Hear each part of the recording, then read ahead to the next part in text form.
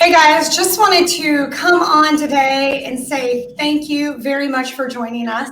Today I'm really excited to have members of the Thrive Network here on this recording.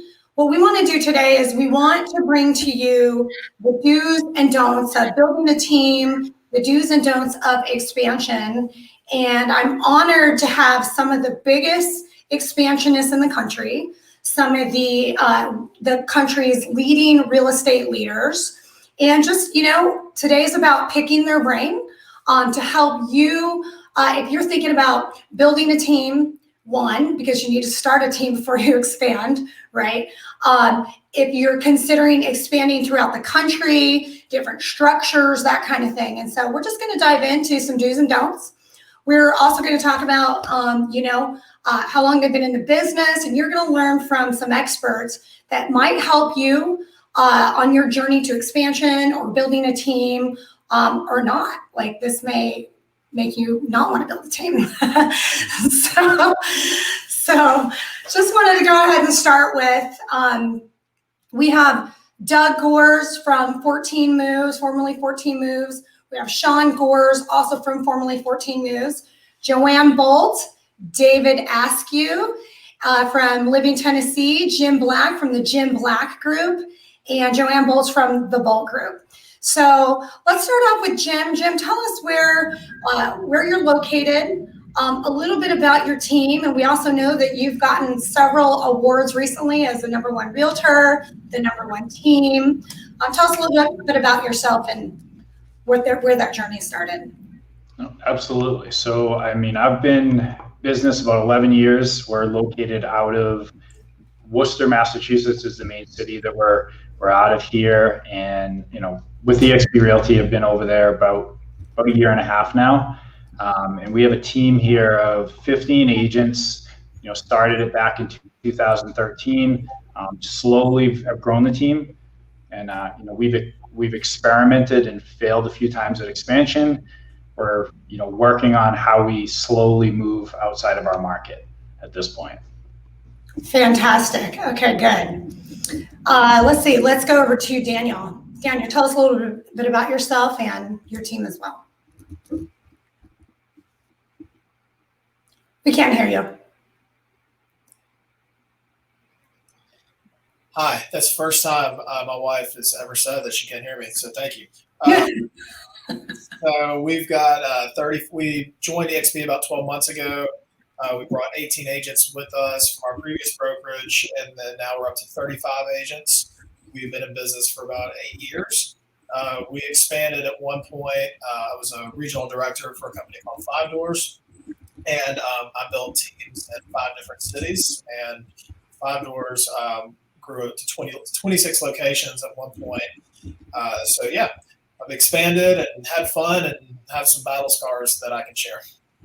Okay, that's what we're here for. Do you got your tissues? You guys ready to cry, or are you ready to celebrate? And then Daniel, can you tell us a little bit about your volume? And Jim as well, I'm going to go back to you, the kind of volume that you guys have done. So through the years, we've probably sold around 1,700 homes this year. We're on pace to finish around 90 million. About how many? About 90 million this year. 90 million. Okay. Fantastic. How about you, Jim?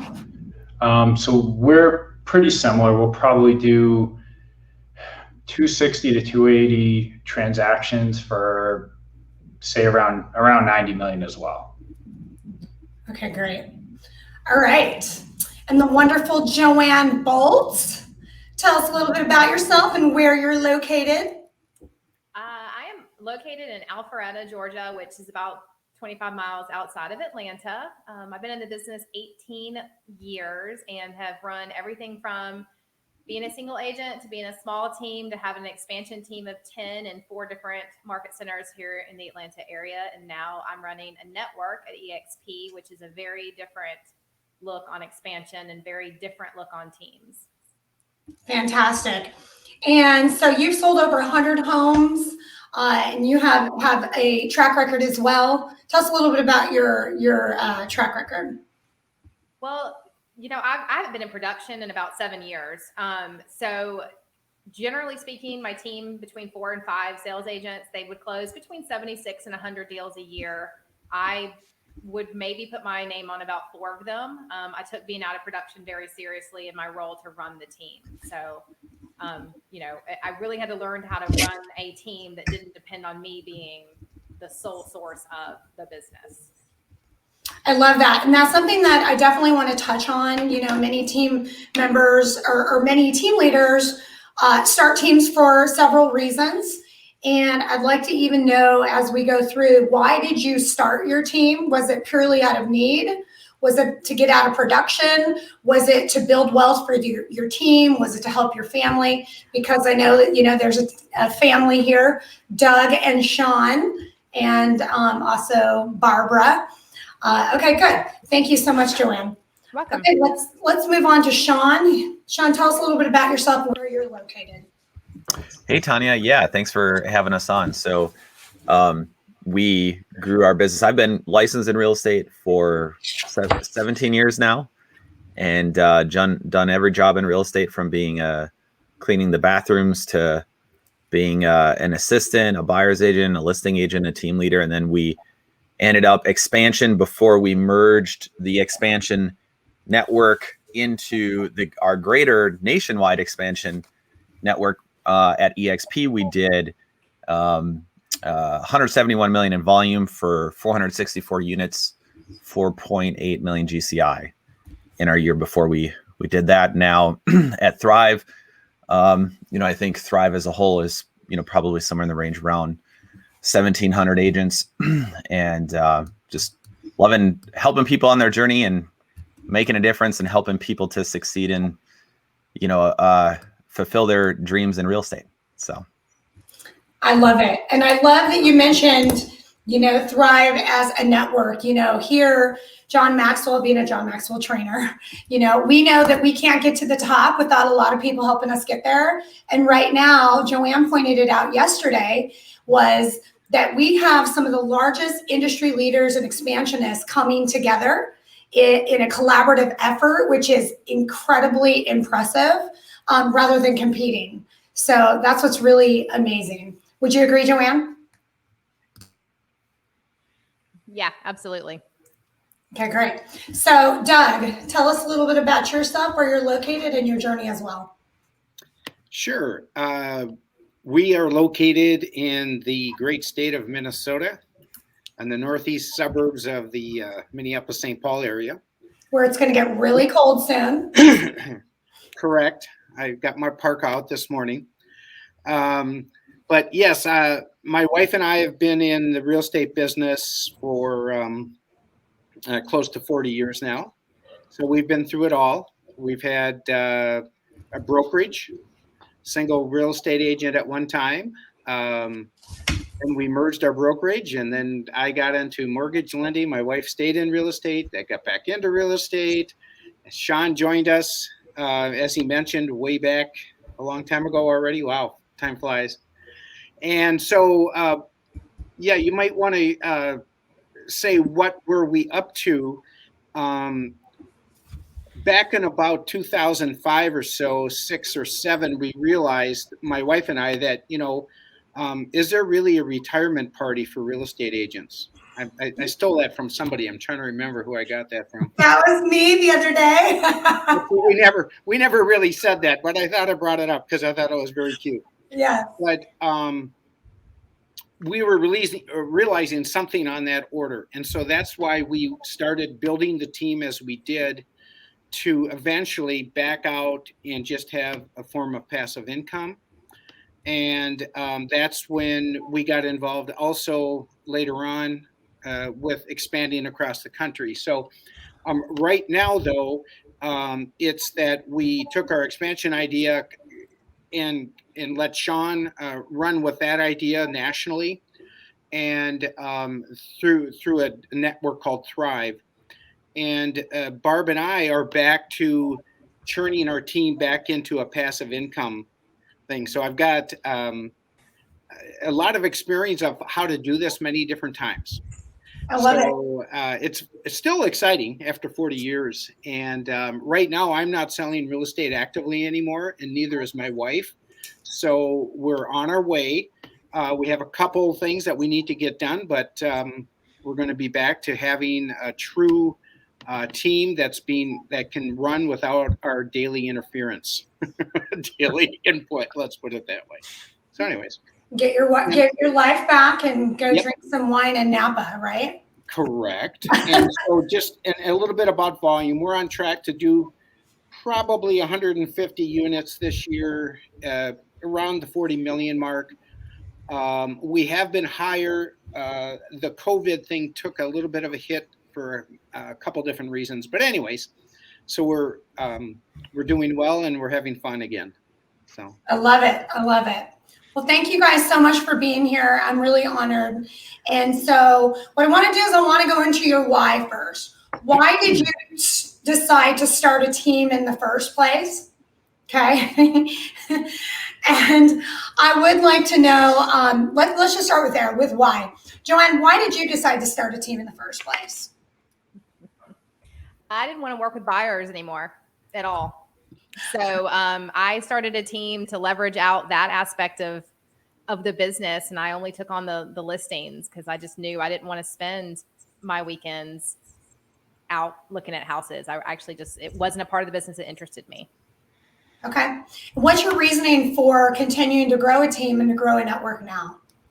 I still love real estate. I just have discovered I'm more of a coach, mentor, someone to help you get your entrepreneurial spirit, going, and less of a work with the buyers and sellers every single day. I mean, I just was time to evolve as a business person and kind of go on to the next step. And, there's really no ladder in real estate. Like, how do you go from this to this, to this, to this, to this, like there was when I was in the corporate world. And so I got to the point where if I sold one more home, it just didn't give me any joy or passion any longer because I'd sold so many in my career. So when I kind of went through that evolution, it was time to say, well, how can I help others get to their goals? And does that fuel my passion still? And it did. And so that's why I turned to the network version. Okay, fantastic. Thank you. Okay, Doug, why did you get into real estate, or why did you decide to build a team, and what has changed in terms of your why then? Sure. Similar to Joanne, we just couldn't do it all. And of course, the buyer side was not where we were headed. So the buyer side was handed over to the team, and now we're to the point where all of our leads are handed over to the team. And why is, as I mentioned before, is we're looking at some form of passive income retirement, so we don't have to be in the mix in the daily routine every day. So that's where we're headed, and that was the main reason. And also, I guess, same as Joanne, we love to see agents excel. We've had agents on our team that are no longer on their team, and they learned a lot from our team, and they're doing very well. So that's kind of satisfying to see that happen. I love that. So basically, you right now are on the wealth building plan. You're helping your team grow. Have you guys heard that joke? You're only as good as your last house.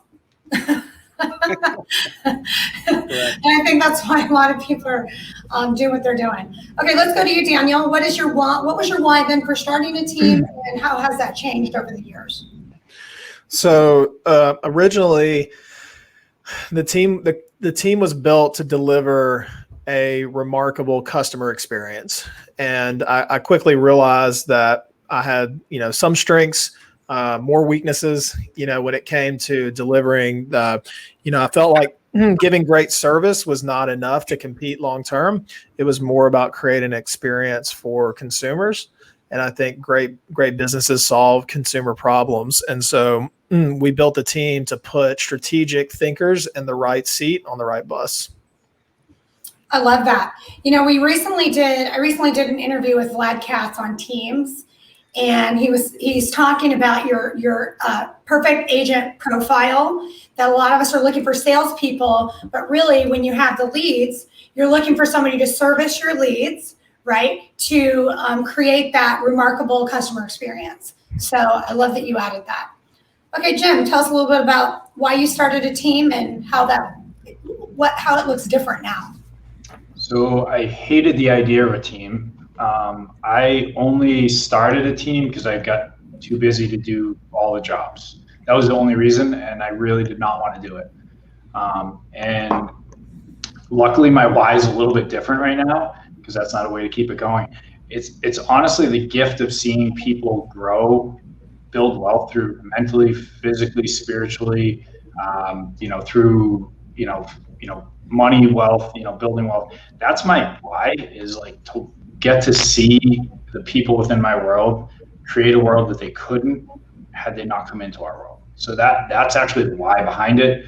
And I think that results in great customer service because these people want to show up to work because there's something more than just selling houses here. It's an opportunity to grow.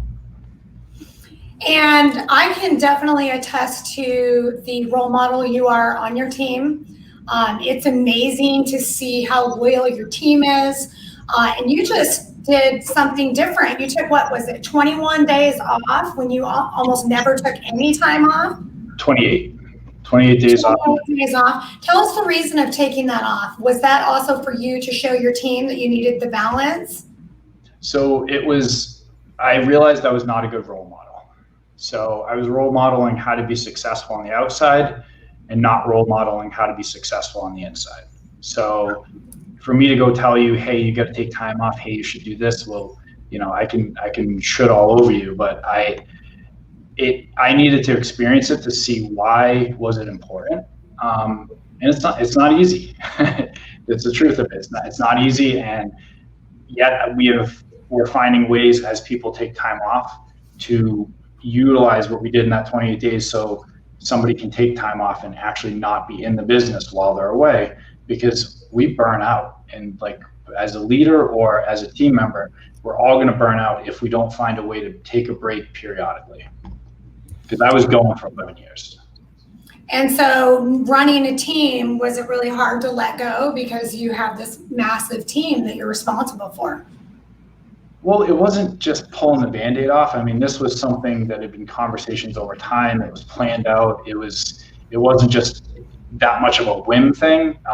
And it allowed people to take responsibility. So it was actually easier than I thought it was going to be, to actually let go and it allows people to step up in ways they didn't have to before because I get in the way of their growth. You got in the way of their growth. I love that. Okay. So you're empowering people to go to the next level. Yep. And from what I hear, they're doing really well, and they did really well with it. Yeah, it went well, really well. I love it. And we're all jealous of your photos, by the way. Okay, Shawn, tell us a little bit about your original plan to build a team and how it looks different now, your why.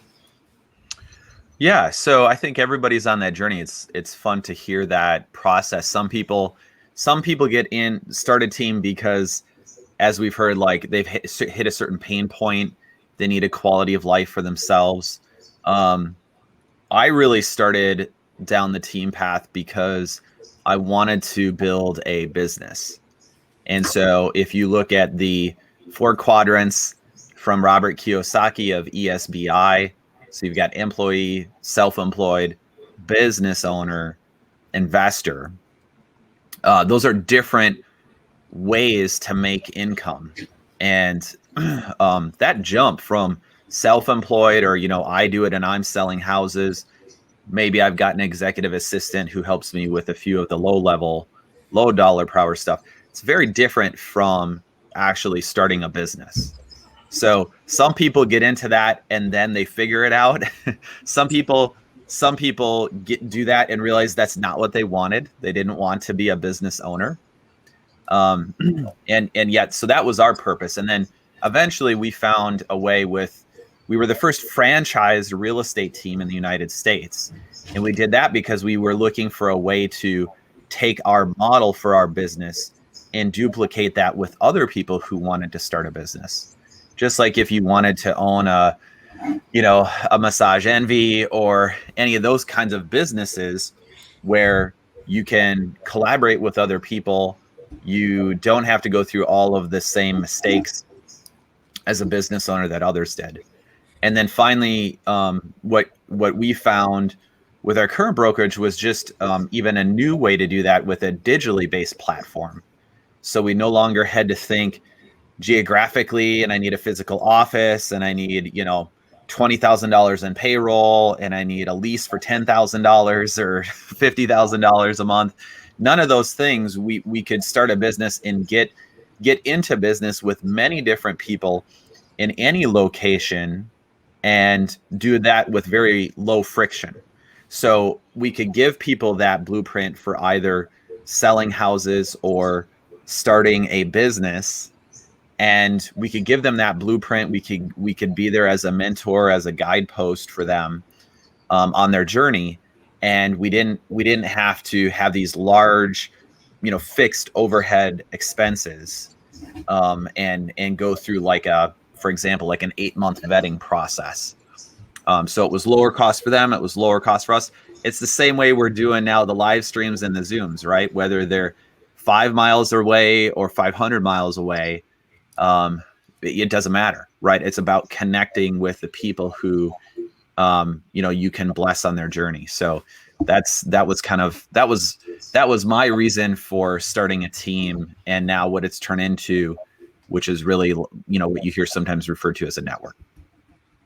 Fantastic. Thank you. So you talked about the word friction, right? And I know that a lot of teams and a lot of leaders are looking to expand in a frictionless environment, right? A frictionless platform. And I kind of want to segue a little bit into, a lot of teams have these brick and mortar offices, and they felt like if I'm a team, I actually have to be in an office, which many of you still have an office, right? And it creates connection, it creates culture. But I want to know, from this pandemic, what good has come out of the pandemic for you and your team and how you guys operate? I'm going to go ahead and start with Joanne. I would say for us, I'm pretty good and I've always been one of the first people in our office to use Slack or Zoom or to start to have those meetings virtually and not really always be in the office. And for my organization, the pandemic really forced the other agents to also kind of get there. And it sort of cut the cord for them to that concept of I have to go into an office to be productive. And they really started understanding how they were using their time and when being in the office really made them be more productive and when they were using it as an excuse to be more social.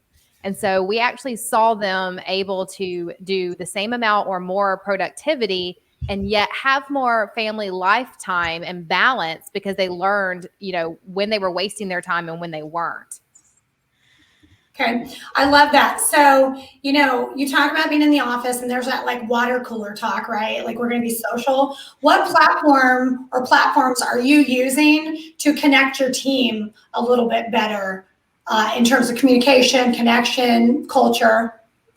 We have a private Facebook group that we do a lot of announcements on. We have a Slack channel, and that's where a lot of our contract questions go to one channel. Memes and jokes go to another channel, and we make sure that some of the leaders in my organization are popping in and out of that Slack channel often to kind of keep conversations going. And then I have a dedicated Zoom channel that I keep open office hours, and my team knows on certain days between these hours, just pop into the Zoom channel and let's have a conversation. And so we kind of utilize all those techniques to keep everyone not feeling like they're in multiple states and not feeling like they're in multiple time zones. And it makes the water cooler concept is really my Zoom channel that they can just pop into at any point. Fantastic. Thank you. Daniel, how has the pandemic helped you and your team shift? What technology are you using to stay connected? So, the pandemic forced us to make sure everything that we had, our entire value proposition, was all available remotely. And, it forced us to rethink how we delivered certain pieces of our value stack. And the good thing is that it really took some of the geographic boundaries out of our recruiting process, because now that we are virtually based, and really we have an office that physically enhances our culture. However, we're able to recruit and service agents and help other agents grow their business that physically would not want to drive to the office every day. So I think the biggest benefit was that we were able to go after talent, outside of our city and even outside of our state, and still deliver on our value proposition. I love that. I love that you said your office, your physical office enhances what you already have. Okay, yes. I love that. Okay, Jim, how about you? So the pandemic, when that all started, we went to a ton of Zoom meetings as a team. So we always did a stand-up in the morning at 8:30. And what we did is we shifted that to Zoom. And what we've done, because actually none of our staff have come back to the office. Our agents are in here almost every day, but the staff, for various reasons, childcare stuff, have not come back. And we've been able to keep that culture, because we do a stand-up every morning where we talk about stuff. We role play every morning via Zoom. We do our team meeting via Zoom, and it makes it so we have a couple virtual assistants who are not local, and they actually feel part of. Because before they were like off on the side, now they're just in the middle. They're just part of the team. So what Daniel talked about is that, and we utilize Slack on a daily basis as well for communicating, like any private messaging between a group of people or two people. And we've been able to break down some boundaries. And I'm not as much of a drill sergeant of everybody's got to be in the office, because I found some people can be productive not in the office. Okay, fantastic. I love that. And I can see that. Some people are just happier, less distracted, but then there's other people that need the connection every now and then. And it's interesting how people have environments that they thrive better in and are more efficient. And it's great that you guys are allowing that. Shawn, tell me about what's happened with the pandemic for you, and what technology are you using to connect people? Yeah, so of course we've got the usual virtual stuff. Something that became powerful at the EXP brokerage, right, is they already had EXP World. So I can walk into my broker's office virtually at any time of day during their office hours and ask them a question. I don't have to call in and leave a voicemail. I don't have to drive 20 minutes to the office.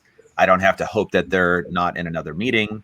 Because they've even got multiple brokers now in our state offices online. So that was a big thing. And I think that is what a lot of companies are finding. If pre-pandemic you were a business that was physically based and then using a few digital tools, right? We've watched this progression now, whatever this is, 20 months into it, and with waves of COVID and variants and stuff, where it puts pressure on the business to see, is that the best way to do it in a digitally based world? And I can tell you from my children who play Minecraft and Roblox and all of these other games online, Fortnite it used to be, now Fortnite is old, I guess, and TikTok is in and stuff. You can have real, meaningful human connection, which can sometimes be even more meaningful, depending on your shared passion or interests, than some physical connections, right? So the businesses that embrace that movement in just like the Industrial Revolution. Now we're in the digital revolution. The businesses who have a business model that can embrace the digital revolution just have an unfair advantage. It doesn't mean that the other businesses have to all go bankrupt or go out of business. But the businesses, the teams that decide to embrace that digital revolution, and especially the coming generation, which is just going to expect it, right? They're just digitally natives. Like we were watching the other day when I was just watching yesterday with my daughter, the unveiling of the iPhone that Steve Jobs did back in 2007. It was just such an interesting concept to her that phones before an iPhone had like this little keyboard with these tiny little buttons where you were trying to like send little emails and stuff on a BlackBerry. just completely foreign to her. She's never even seen one of those or touched one of them. So we really have an opportunity here to embrace this, and the pandemic probably accelerated and put additional pressure on figuring that out, not just from a tech standpoint, but from a people standpoint. And people can be highly functional or highly dysfunctional in person or online, right? You could have too much chatter happening at the water cooler in the physical office. You could have too much chatter happening in the random Slack channel. Or, for me, it's learning the separation. Like when I come out of my home office and there's like two people yelling and there's like something in the toaster, it's like a lot of distraction, right? So we're all learning how to do this new mixture. But I do think it is a new dawn. Like people are really permanently going to look differently at what is quote unquote required for me to get my job done as a real estate agent or as the owner of a business. And that's just my opinion. I could be wrong. No, I love it. I think a lot is changing and we're learning how to operate differently. Doug, tell me about you. How has the pandemic helped you? And what tools are you using to keep your team connected? Yeah, same as basically the same as everyone else, Zoom and Slack, and we've unfortunately we've migrated. Well, I don't know if it's unfortunate or not. So we're just using basic old texting quite a bit, and all of us are on the same text thread, so it's pretty interesting sometimes. And one thing that I can mention, though, and I'm definitely the oldest person on this call, but we found that we really, when we do get together, we really, it's more important than it used to be. I don't know if I can really put this into words, but when you're so used to doing stuff like this or other methods, that when you do get together, and we get together probably 3 times a month as a group, 4 times, it's like, oh yeah, I kind of remember this, how this used to go. And also, as everybody else did, as far as big groups go, we hold 4 client events a year. And we kind of stopped doing that. We had them, we did the drive-through concept for a while. People could come and pick up their pizza and their bottle of pop or whatever. And people kind of liked it, but we had our first one-on-one again here. And it was really interesting to see people wanting to get together. So part of it is, yes, let's really utilize what we've got and what we've learned from. And can we make our live events even better than we've had before? Our next big live event is coming up in October, and we usually get about 300 people to attend that event. So we'll see how that goes. This is the first big one we've done. So since 2019. Wow. Love it. I love it. Yeah. Well, thank you for sharing that. And I love, the fact that you said when we get together, it's more important, right? You appreciate it. You appreciate people more, the human connection. And I also believe that that's been a benefit from all of this. All right. So we've talked about the good, right? Let's talk about the bad and the ugly. Is everybody ready for that? First of all, raise your hand if you wanted to punch a few people in the face before when you run a team. All right, let's go. Let's start with Joanne. Tell me what in terms of expansion and building your team, what has been the hardest lesson for you? Like, where did you fail? And what was the lesson? How did you do that differently?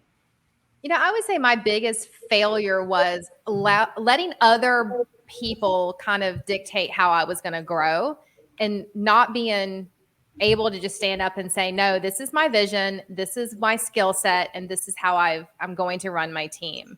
I got into it, for quite a while there. I mean, I had agents on my team who didn't share my vision. They didn't share how I wanted to do the business wasn't the same as what they wanted to do. They wanted to cold call, and they wanted Google ads, and they wanted door knocking and circle prospecting. And that's not a skill set I had or was willing to learn or embrace. I mean, I'm a referral agent. I like to throw parties. I do magic moments, all throughout the process with our clients. And I got into a really bad habit, I guess, of letting, team leaders and brokers and other people sort of dictate to me who should be on my team. And we had an ISA at one time, cold calling expired leads. And then I didn't know what to do with them or how to train my agents, to follow up on those because it wasn't my skill set. And so my biggest failure was not staying true to myself when I expanded. And when I finally figured that out, the business flourished again, but it failed for about 2 years because I was trying to be someone I wasn't. Well, and then you're probably putting the wrong people in the wrong seats. Absolutely. And then I hated them all, quite frankly. I mean, I really did. Like, I didn't enjoy going into the office with my team because they all looked at me like, well, we need a whole new drip email campaign. And why aren't, the leads are so terrible and we can't do anything with them. And I was like, well, go figure out how to cold call expireds. How do you go on the appointments that the ISA is set up? It wasn't my skill set. And so I had the wrong people around me as well. Okay. You're not the first team leader who didn't like their team. It's like herding cats sometimes, right? It's that Pareto's principle, the 80-20 rule. Sometimes you just got the 20% that you're going to pour into. And if you have teams like Jim, and I don't know about the rest of your teams, where you just have this amazing team that you like a lot of them, right? It's pretty rare, as a matter of fact. But, I had to really take ownership of the fact that it was my fault for building a team I didn't like. I had to take ownership of the fact that I surrounded myself with people who wanted to do business in a way I wasn't doing business. And therefore, that was on me. It wasn't on them. It wasn't their fault. So I shuffled them to other teams that met their style better and met who they wanted to be better. And I started bringing back in agents that wanted to learn to work by referral and sphere and have events and were passionate about that. And things, they turned around. I love that. So Daniel, tell me what your biggest battle wound was, biggest lesson. So I think the hardest part was, we were looking for the silver bullet, lead generation lever that, hey, we do this here and we can turn this lever on, in any city, in any state. And really what you needed to expand the most was my leadership. And at the end of the day, your leadership and your ability to help others, hit their goals is really what you're expanding. And, when you have teams that are not in your office every day and you're missing those side conversations and the lunches and the coffees, it's more difficult to implement your culture. And so at the end of the day, it was just about me growing to a whole nother level and being a better role model and a better mentor and a better leader. And it wasn't a fast track, hey, we can buy more leads. So that was probably the biggest lesson. Okay. And, John Maxwell says leadership is influence, right? You have to be able to influence your people, and growing from the inside is important. What are some of the biggest things that you did to grow yourself as a leader running a large team? Well, the first thing was, reevaluating who I was spending my time with. Yes, it was a conversation in the mirror, but I also needed to look at who my role models were and who was filling up my cup as I turned around and was filling other people's cups. So I found some great people that were, good personal mentors and business mentors, and that really accelerated my success. Okay. Thank you for sharing that. I think that, it's lonely at the top a lot of times. Can any of you guys agree? When you guys are running the team, that it can be lonely? Well, and I think too that you got to look outside your market. Shawn here is a mentor of mine, and we talk all the time, but we're in different cities, and so don't be so confined to just your geographic space, right? The world is not flat, and there's a lot of people that will invest in you if you bring the right attitude and the right questions to the conversation. Thank you. Actually, and by the way, that's why every single one of you is here. Because I respect you all as leaders in the Thrive Network, in the industry, leaders with massive integrity, and being able to learn from each other and collaborate as opposed to compete is such a beautiful thing. And in the real estate world, that's not really common. There's competing markets, there's competing team leaders, there's competing agents. And when you have a more abundant mentality, right, as opposed to scarcity, then you get to tap into each other and go, how do we change the world, right? One mentor, one person at a time. I love that.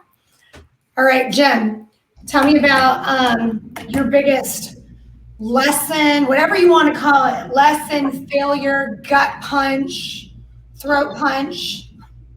So I think one thing that I've struggled with when we're talking about recruiting and hiring is I personally love to hire people with potential that don't have a track record of results. That does not work out well. So I think one of my biggest learnings is the most important thing I need to look at is their passion and desire, their fit in our culture. The rest of it we can teach. Just because they have some potential doesn't mean they have the work ethic to actually compete. And I've heard people say before, racehorses don't want to hang out with donkeys. And we really need to make sure that we're protecting that culture. And that's kind of what we've done. And a brief thing on expansion, one attempted expansion that did not work out for me was hiring an agent, having an agent on my team who's doing great in one market and just saying, hey, we're going to put you in this other market. And it doesn't work that way. So we tried to move them over to that market, but it never really happened. We just literally changed their office address and they just kept selling in the market we were in. So that was one of our failures that I would not recommend. Okay. And how do you actually pick where you're going to expand? Is it by a need, somebody raising their hand? So that is one way to do it. The other thing that we're going through right now is we're getting a lot of leads in an area.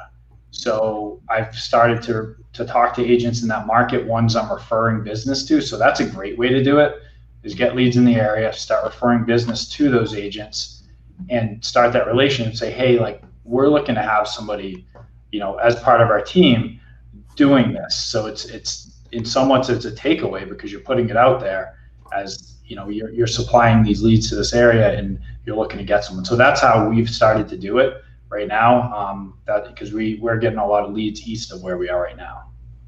Okay, fantastic. All right, so don't put someone that's really good in one market into another market and expect them to work. And don't just hire on potential. You mentioned something about passion, right? Mel Robbins, there's a lot of people that I work with, a lot of realtors, they're like, I just don't know what I'm going to do. And there's this video that talks about your passion is where your energy goes, right? Your passion isn't something you just wake up and go, oh, I got this passion. I want to be a realtor. And one thing that I coach on to my clients and my agents is exactly what you're saying, Jim. When they walk in, if they have the energy to all right, I'm going to do what it takes. What do you want me to do? Do you want me to go open doors, sit houses? When you find the agents that are just like, I'm here because I want leads. I'm sure you guys have had agents like that. They join your team just because they want leads, but they don't actually have the passion to do what it takes.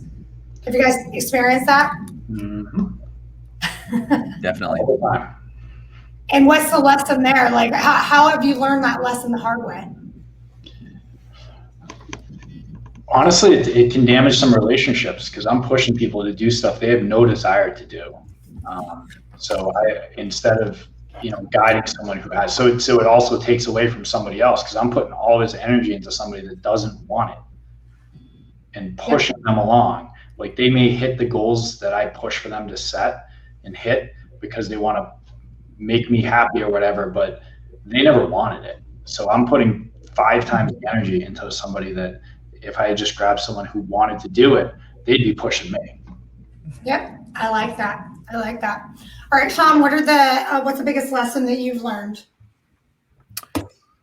Yeah, I think as a business owner, building a team or thinking about building a team, so that when you first mentioned it, the first word that came to my head is so many mistakes, right? So what helped me as a leader or as a business owner has been failing forward.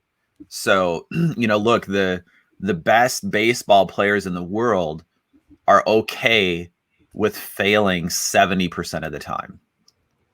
And so the question will be for you, if you're thinking of expanding or building a team or owning a business, will be, are you willing to fail at a high rate? Now, I have noticed that a lot of people who in real estate start teams, one of the blind spots they had that they didn't realize until they got into it, or sometimes they kind of knew, and then you've got a few outliers who are just naturally gifted at this, which is to this discussion here of identifying great fits for people. So there's different ways to leverage your business: marketing, technology, people. People is probably the toughest one for most of us. And we boiled it down. We had in our franchise system what we called a talent attraction system, which was all about finding the right people. And then we had a second part of that, because even once you find the right people, that's not good enough. Now you have to have a way to make sure that they can realize their potential at your business, right? So we call that a talent performance system. But just real quickly, the talent attraction system was mostly focused on track record and trajectory. So what you're looking for is people that have a track record of behavior that matches what you're looking for. So not even skills, like to Jim's point, like we can teach you, we probably would prefer to teach you, right, a healthy way to show homes or a healthy, effective way to go on a listing appointment or handle objections or whatever. It's actually tougher if you have to like retrain that. Like if somebody has learned a bad habit, like those of us who've done that, is like, oh, you're playing the trumpet wrong. Let me show you how to play it all over again. That's tougher than if they were a blank slate. However, their behavior, what we would often look for, right, is we're looking for performers at our team level. So we're looking for people that have a track record of performance. And they'll either, be happy to describe that or they won't. And then same in trajectory. You could have a great track record and before you joined my team, you sold 30 houses a year on your own. What do you need to do going forward? If you just won the lottery, your trajectory probably dictates you don't have to make much money in real estate. And for most traditional real estate teams, that's not going to be a fit.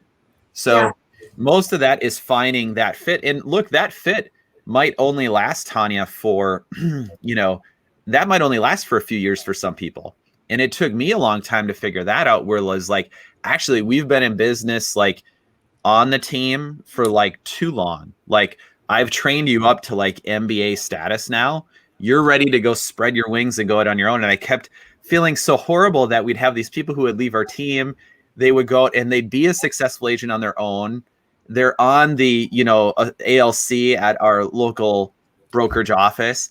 All this kind of stuff. I feel bad about it. And then I just changed the way I looked at that. So actually we get to feel proud of that because we trained up so many people that we didn't have another way in our business model at the time to stay as closely connected in business. We had like the profit share and stuff, but so that's the number one thing I think is learning how to lead yourself so you can lead others. And I know you're big on that. Well, and that's great leaders, right? Those who start with you may not finish with you, right? But if you train them up and they're successful, then that's a testament to your leadership.